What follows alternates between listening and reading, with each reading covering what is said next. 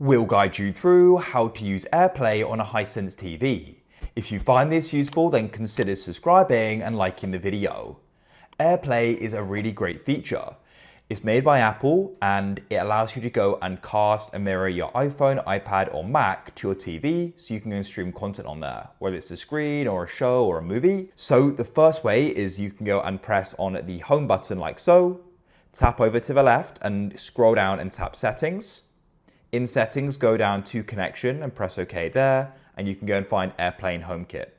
Alternatively, on the home, you can go down to that source icon just there, tap down, and you can then go and find AirPlay, or you can press the source or input button and you can get this menu and tap on AirPlay as well. Here, make sure AirPlay is switched on by pressing it and then say on, and that's it. Now come onto your Apple device. Here's an iPhone. You can drag down on the battery, find screen mirroring, or AirPlay, and then you can find your TV and tap on it, and it'll then go and be displayed. The first time you may need to enter a code.